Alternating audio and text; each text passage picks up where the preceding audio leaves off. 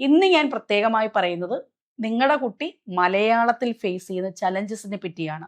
ഇവർക്ക് കൂട്ടക്ഷരങ്ങളെ പറ്റിയും അടുത്തത് ചില്ലക്ഷരങ്ങളെ പറ്റിയും വലിയ ധാരണയുണ്ടാവില്ല.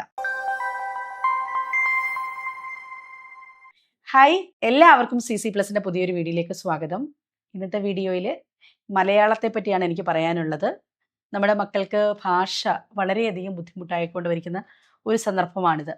മലയാളമായാലും ഇംഗ്ലീഷ് ആയാലും അതോടൊപ്പം തന്നെ ഹിന്ദി ആയാലും ഒക്കെയും അവരെഴുതുമ്പോൾ കുറേ തെറ്റുകൾ ഉണ്ടാവുന്നു. ഇന്ന് ഞാൻ പ്രത്യേകമായി പറയുന്നത് നിങ്ങളുടെ കുട്ടി മലയാളത്തിൽ ഫേസ് ചെയ്യുന്ന ചലഞ്ചസിനെ പറ്റിയാണ്. കാരണം അവരൊരു പരീക്ഷയ്ക്ക് എഴുതുമ്പം മലയാളത്തിന് അവർക്ക് മാർക്ക് കിട്ടാതാവുന്നത് എന്തുകൊണ്ട് എന്ന് നിങ്ങൾ അറിയണം. പ്രധാനമായും ഇംഗ്ലീഷ് മീഡിയത്തിലൊക്കെ പഠിക്കുന്ന കുട്ടികളാണ് ഇത് കൂടുതലും അഭിമുഖീകരിക്കുന്നത്. അവിടെ മലയാളത്തിൽ ഇപ്പം 2ൽ പഠിക്കുന്ന കുട്ടിയായാലും 8ൽ പഠിക്കുന്ന കുട്ടിയാണെങ്കിലും 9ൽ പഠിക്കുന്ന കുട്ടികളും ചില പേരൻസ് പറയും അവർക്ക് അക്ഷരം മാത്രമേ ചിലപ്പോൾ അറിയത്തുള്ളൂ. ചില കുട്ടികൾക്ക് അക്ഷരവും അറിയില്ല, ചിലവർക്ക് അക്ഷരങ്ങൾ സാധാരണ അക്ഷരങ്ങൾ അറിയാം. പക്ഷേ അങ്ങനെ അക്ഷരങ്ങൾ അറിയാമെന്ന് പറഞ്ഞാലും അവർക്ക് ഇപ്പം നനയുക, ചിലപ്പം നായ, ആ നായും നായും തമ്മിൽ പറയുന്നത് അക്ഷരങ്ങളുടെ പ്രൊനൗൺസിയേഷന് വരുമ്പോൾ ഉള്ള വ്യത്യാസം അവർക്ക് അക്ഷരം അറിയാമെന്ന് പറഞ്ഞാലും അവർക്ക് അത് കറക്റ്റായിട്ട് എഴുതാൻ പറ്റത്തില്ല. നനയുക എന്ന് പറഞ്ഞു കഴിഞ്ഞാൽ ഇന്ന ചിലപ്പോൾ എഴുതും. ഓക്കെ, ആ ഭാഗത്തിൽ തന്നെ വരുന്നതാണ് മക്കൾക്ക് മാർക്ക് കിട്ടാത്ത മറ്റൊരു കാരണമാണ് ഇവർക്ക് കൂട്ടക്ഷരങ്ങളെ പറ്റിയും അടുത്തത് ചില്ലക്ഷരങ്ങളെ പറ്റിയും വലിയ ധാരണയുണ്ടാവില്ല. ഇതും അവരെ എഴുതി പിടിപ്പിക്കുമ്പോൾ അവരുടെ എന്തുണ്ടാകും, മാർക്ക് കുറയാനുള്ള കാരണമാകുന്നു. ദെൻ ഏറ്റവും ഇമ്പോർട്ടൻ്റ് ആദ്യത്തെ ഭാഗത്ത് നമ്മൾ പഠിപ്പിക്കുന്ന ചിഹ്നങ്ങൾ ഈ ഉ ഊ എന്ന് പറയുന്ന ചിഹ്നങ്ങളിൽ ചിലപ്പം ഒരിടത്ത് ഒരു പുള്ളി മാത്രമേ ഉണ്ടാകത്തുള്ളൂ, അകത്തേക്ക് ചുറ്റിക്കെട്ടി എഴുതത്തൊട്ടാവില്ല.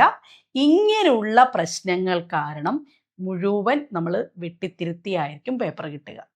അപ്പം ഈ പറഞ്ഞ 3 പോയിന്റ്സ്, ചില്ലക്ഷരങ്ങൾ, കൂട്ടക്ഷരങ്ങൾ, അക്ഷരങ്ങളുടെ പ്രൊനൗൺസ് ചെയ്യുമ്പോൾ അക്ഷരങ്ങളുടെ ഡിഫറൻസ്, അതിൻ്റെ കൂട്ടത്തിൽ ചിഹ്നങ്ങൾ, ഇതുകൂടെ ആകുമ്പോഴാണ് നമുക്ക് എന്ത് പറയുക, അത് എത്രയും കാര്യങ്ങൾ കറക്റ്റായിട്ട് പഠിച്ചെങ്കിൽ മാത്രമാണ് അവർക്ക് പ്രോപ്പറായി എഴുതാൻ സാധിക്കുകയുള്ളൂ.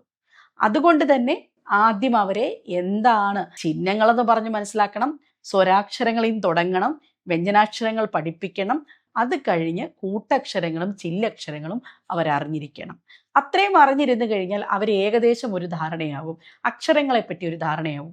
അങ്ങനെ അക്ഷരങ്ങളെപ്പറ്റി ധാരണയായി കഴിഞ്ഞാൽ അവരുടെ 2-3 പ്രശ്നങ്ങളുണ്ടാവും. ചിലവർക്ക് തിരിഞ്ഞു പോകും, അക്ഷരങ്ങൾ എഴുതുമ്പോൾ തിരിഞ്ഞു പോകും. ത ധ ധ ധ എന്നൊക്കെ പറയുന്ന ആ അക്ഷരങ്ങൾ തിരിഞ്ഞു പോകുന്നത് ഇവിടെ വെച്ച് നമുക്ക് കറക്റ്റ് ചെയ്യാൻ പറ്റും. ഈ ഒരു ബേസിക് ഫൗണ്ടേഷൻ ക്ലാസ്സിന് വേണ്ടി നിങ്ങൾ അവർക്കൊരു ഫൗണ്ടേഷൻ ക്ലാസ് കൊടുക്കുകയാണെങ്കിൽ ഈ പറയുന്ന അവരെ മനസ്സിലാക്കിയിട്ട് വേണം. ഓരോ കുട്ടിക്കും ഡിഫറൻ്റ് ആയിരിക്കും പ്രശ്നങ്ങൾ ഉണ്ടാകുന്നത്. അത് മനസ്സിലാക്കി ഒന്നും കൂടെ അക്ഷരം പഠിപ്പിക്കുന്നതുകൊണ്ട് ഒരു പ്രശ്നം ഉണ്ടാവില്ല. ഒന്നും കൂടെ ഒരു അക്ഷരം പഠിപ്പിച്ച് ചിലപ്പം കറക്റ്റാക്കി എടുക്കാൻ നമുക്കൊരു 5 ദിവസം മതിയായിരിക്കും. അങ്ങനെ നിങ്ങളൊന്ന് പ്രാക്ടീസ് ചെയ്ത് നോക്കൂ. അവർക്ക് ഒരുപാട് പ്രശ്നങ്ങൾ അവരുടെ മാറി കിട്ടും. അവർക്ക് ചിലപ്പോൾ കമ്മ്യൂണിക്കേറ്റ് ചെയ്യാൻ പറ്റത്തില്ല. ഞാൻ എഴുതുന്നതെല്ലാം തെറ്റാണ്. നമ്മൾ ചിലപ്പോൾ അവരെ ഇങ്ങനെ എന്താടാ ഈ പേപ്പർ കിട്ടുമ്പോൾ ഇങ്ങനെ കാണിക്കുന്നത്, ഇത്രയും പൊട്ടത്തെറ്റോ എന്നവരെ ശകാരിക്കുന്നതിന് പകരം അവരുടെ റൂട്ട് പ്രോബ്ലംസ് ഇത്രമേ ഉള്ളൂ. ഇത് പരിഹരിച്ചു കഴിഞ്ഞാൽ അവരെ നെക്സ്റ്റ് ലെവലിൽ മാൻഡേറ്ററി ആയിട്ട് ചെയ്യിക്കേണ്ടത് വായിപ്പിക്കുക എന്നുള്ളതാണ്. അവർ വായിക്കണം. അവർ വായിക്കാതെ ഒരിക്കലും അവർക്ക് ഭാഷ സാഹിത്യമാക്കാൻ പറ്റത്തില്ല. അതുകൊണ്ട് ദിവസേന എന്തെങ്കിലും ചെറിയ കഥയോ പത്രമോ എന്തെങ്കിലും വായിക്കുമ്പോൾ തെറ്റുകൾ വരട്ടെ, പക്ഷെ കൂടിയിരുന്ന് വായിപ്പിക്കുമ്പോൾ ആദ്യം ഹെഡിങ്ങുകൾ മാത്രം, പത്രമാണെങ്കിൽ ഹെഡിങ്ങുകൾ മാത്രം വായിക്കുക. ഇപ്പം അന്താരാഷ്ട്ര വാർത്തകളൊക്കെ വായിക്കുമ്പോൾ ചിലപ്പോൾ കുട്ടികൾക്ക് തെറ്റും. അതുകൊണ്ട് അവർക്ക് ഇഷ്ടമുള്ള വാർത്തകൾ വായിക്കട്ടെന്നേ. അങ്ങനെ വായിക്കുമ്പം അവർക്ക് ആ ഭാഷയോടുള്ള ഒരു പേടി ഒരു മാറി കിട്ടും. അത് കഴിയുമ്പം ആദ്യം ചിലപ്പോൾ അവർ ഒറ്റ വാക്കുകളായിട്ടായിരിക്കും വായിക്കുന്നത്. ഞാൻ നനഞ്ഞു പോയി എന്ന് പറയുന്ന ഒരു വാക്ക് അവർക്ക് ഒരുമിച്ച് വായിക്കാൻ പറ്റില്ല. ഞാൻ ആദ്യം പറയും, അത് കഴിഞ്ഞ് ഇന്ന് പറയും, അത് കഴിഞ്ഞ് നാ പറയും, പിന്നെയും ചിലപ്പോൾ നാ തന്നെ പറയും. അപ്പം ആദ്യം പറക്കി വായിക്കും. നിങ്ങൾ അതിനെ ഒന്നും ഡിസ്കറേജ് ചെയ്യേണ്ട. നിങ്ങൾ ഓരോ അക്ഷരമായിട്ട് അവരെ പറഞ്ഞു കഴിഞ്ഞാൽ അവരതിനെ ക്ലബ്ബ് ചെയ്യാൻ, ഇപ്പം ഞങ്ങൾ ചെയ്യിപ്പിക്കുന്നത് അങ്ങനെയാണ്. പിന്നീട് അവരെ ക്ലബ്ബ് ചെയ്യാൻ വേണ്ടിയാണ് നമ്മൾ ഓരോരോ സൂത്രവാക്യങ്ങൾ ഉപയോഗിക്കുന്നത്. ആ രീതിയിൽ നിങ്ങൾക്ക് അവരെ പിടിച്ചു കൊണ്ടുവരാൻ പറ്റും. കുറേ ദിവസം വായിച്ചു കഴിയുമ്പോൾ അക്ഷരങ്ങൾ അറ്റ്ലീസ്റ്റ് ഐഡൻറ്റിഫൈ ചെയ്യും അവർ. ആ രീതിയിൽ പോയെങ്കിൽ മാത്രമാണ് കുട്ടിക്ക് പിന്നീടാണ് ഈ അക്ഷരങ്ങളും വായിച്ചു കഴിഞ്ഞാൽ ചെറിയ കഥകളും വായിച്ചു കഴിയുമ്പം കുട്ടിക്ക് ഭാഷയോടുള്ള ഒരു ഇഷ്ടം വരും.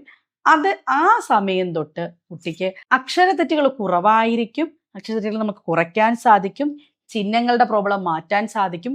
വായിക്കുന്നത് കുറച്ചും കൂടെ ഒന്ന് കുറച്ചുകൂടെ സമയമെടുത്ത് അവർ വായിക്കുമെങ്കിലും ഒരു 10-20 ദിവസമൊക്കെ വായിച്ചു കഴിയുമ്പോൾ നല്ല മാറ്റം ഉണ്ടാവും. അത് ഒരു കണ്ടിന്യൂസ് പ്രോസസ്സാണ്. അത് നിങ്ങളൊരു സമയം കൊടുക്കുകയാണെങ്കിൽ എല്ലാത്തിനും കൂടെ ഒരു നന്നായി സമയം കൊടുക്കുകയാണെങ്കിൽ ഒരു 3 monthsനുള്ളിൽ അവർക്ക് എന്ത് ചെയ്യാൻ പറ്റും? ഭയങ്കരമായും മാറ്റം ഉണ്ടാകും. അവർ ആസ്വാദനക്കുറിപ്പ് തനിയെ എഴുതും. പത്രവാർത്തകൾക്ക് അവർക്ക് തനിയെ നിർമ്മിക്കാൻ സാധിക്കും. അവർക്ക് ലെറ്റേഴ്സ് എഴുതാൻ സാധിക്കും.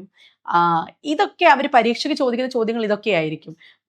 3 മാർക്കിന് ചോദിക്കുന്നത്, അല്ലെങ്കിൽ ഖണ്ഡികയിൽ നിന്ന്. ഇപ്പം ചില കുട്ടികളുടെയൊക്കെ പേപ്പർ കാണുമ്പോൾ ഉണ്ട്, ഖണ്ഡിക ഇന്ന് ആൻസർ എഴുതാൻ പറയും. 1 വേർഡ് മാത്രമേ അവർ പറക്കി എഴുതുള്ളൂ. അവർക്ക് അതിനെ ഒരു സ്റ്റേറ്റ്മെന്റ് ആയിട്ട് എഴുതാൻ പറ്റില്ല. പക്ഷെ പരീക്ഷയ്ക്ക് ചോദിക്കുന്ന ഈ ചോദ്യങ്ങളൊക്കെയാണ്. ആ രീതിയിലേക്ക് എത്തണമെങ്കിൽ അവർക്ക് എന്താണ്, കുറച്ച് സമയം ആവശ്യമാണ്. അത് മനസ്സിലാക്കുക പേരൻസ്. അവർ പാഠഭാഗം മാത്രം പഠിച്ച് മുന്നോട്ട് പോയി കഴിഞ്ഞാൽ ഒരിക്കലും ഈ ഇഷ്യൂ 10ാം ക്ലാസ്സിലാണെങ്കിലും ഈ ഇഷ്യൂവിന് സൊല്യൂഷൻ ഉണ്ടാവില്ല. ഉദ്ദേശിക്കുന്ന മാർക്ക് കുട്ടിക്ക് കിട്ടണമെങ്കിൽ അവരെ സംബന്ധിച്ചിടത്തോളം അവർ ഒരു കൊറോണ കാലം ഓൺലൈൻ പഠിച്ച കുട്ടികളാണ്. ഭാഷ നന്നായി പണ്ടത്തെ പോലെ ഒരു കളരിയിൽ പോയിട്ടോ ഒന്നും പഠിച്ച കുട്ടികളല്ല. അപ്പോൾ അവരെ ഭാഷ നമ്മൾ പ്രാക്ടീസ് ചെയ്യിപ്പിക്കണം. സ്കൂളിലെ വർക്കിനോടൊപ്പം തന്നെ ഭാഷ പ്രാക്ടീസ് ചെയ്യിപ്പിക്കണം. അത് അർജന്റാണ്. അത് മനസ്സിലാക്കി പേരൻസ് ഇനിഷ്യേറ്റീവ് എടുക്കുക, നന്നായി ഭാഷ പഠിക്കുക. 3 മാസം സമയമുണ്ടെങ്കിൽ നിങ്ങൾക്ക് ഞങ്ങളോടൊപ്പം തന്നെ കളരി എന്ന് പറയുന്ന ക്ലാസ്സിന് ജോയിൻ ചെയ്യാവുന്നതാണ്. ഈ പറഞ്ഞ് കാരണം ഇത്രയും ഇഷ്യൂസ് ഞാൻ പറഞ്ഞത് എല്ലാ പേരൻസും അനുഭവിക്കുന്നതാണെന്ന് എനിക്കറിയാം. അതിനെ ബേസ് ചെയ്ത് ഞങ്ങൾ ഡിസൈൻ ചെയ്തിരിക്കുന്ന കോഴ്സാണ്. ഈ രീതിയിലേക്ക് നിങ്ങളുടെ മക്കളുടെ പേപ്പറുകൾ കറക്റ്റ് ചെയ്യുന്ന രീതിയിലേക്ക് അവർക്ക് പെട്ടെന്നായിരിക്കും. ഒരു ഒരു കവിത വായിക്കാൻ അവർക്ക് പറ്റും, ഒരു കഥ വായിക്കാൻ അവർക്ക് പറ്റും. അപ്പോൾ സ്വാഭാവികമായിട്ടും അവരുടെ ഭാവനയൊക്കെ ഉണർന്നോളും. ആദ്യത്തെ ലെവലിൽ നമ്മളിങ്ങനെ അവരെ ചിത്രമൊക്കെ കാണിച്ച് കഥ പറയിപ്പിക്കും ഒക്കെ ട്രൈ ചെയ്യുന്നുണ്ട്. അതൊക്കെ അവരുടെ ഭാഷയോടുള്ള പേടി മാറ്റും. ആ രീതിയിൽ ഡിസൈൻ ചെയ്തിരിക്കുന്ന CC+ന്റെ ഒരു കോഴ്സാണ് നിങ്ങളിലേക്ക് എത്തിക്കുന്നത്. മലയാള ഭാഷ ആരെങ്കിലും ബുദ്ധിമുട്ടുന്നുണ്ടെങ്കിൽ അത് ഈ വീഡിയോ അവർക്ക് അയച്ചു കൊടുക്കൂ. CC+ന്റെ കളരി എന്ന് പറയുന്ന ഒരു കോഴ്സാണ്. 1-to-1 സെഷനാണ്. എന്താണോ മക്കളുടെ പ്രശ്നം അവിടെ നിന്ന് അത് ഐഡന്റിഫൈ ചെയ്ത് അവിടെ നിന്നാണ് ക്ലാസ്സുകൾ സ്റ്റാർട്ട് ചെയ്യുന്നത്. അപ്പം അത് 1-to-1 സെഷൻസ് ആണ്. അതായത് ഒരു ഇത്ര മണിക്കൂർ ഉണ്ടെങ്കിൽ നമുക്കിത് സോൾവ് ചെയ്യാൻ സാധിക്കും. അപ്പം ഇനി ആർക്കും മലയാളത്തിലെ പേപ്പറുകളിൽ തെറ്റുകൾ ഉണ്ടാവില്ല ഈ രീതിയിൽ പരിശീലിച്ചു കഴിഞ്ഞാൽ. അപ്പം കൂടെ കൂടിക്കോളൂ. Class admission നടന്നുകൊണ്ടേയിരിക്കുകയാണ്. വേഗത്തിൽ തന്നെ ജോയിൻ ചെയ്യാം. കുറേച്ചധികം കോൺഫിഡൻസ് അവർക്കും കിട്ടട്ടെന്നേ, അവർക്കും മലയാളത്തോടുള്ള പേടി മാറട്ടെന്നേ. അവർ നല്ല രീതിയിൽ അവരിത് പഠിച്ചെഴുതും. ഉറപ്പാണ്. എനിക്ക് ഒരുപാട് സ്റ്റുഡൻസ് നല്ല റിവ്യൂസ് പറയുന്നതാണ്. തീർച്ചയായിട്ടും ജോയിൻ ചെയ്തോളൂ.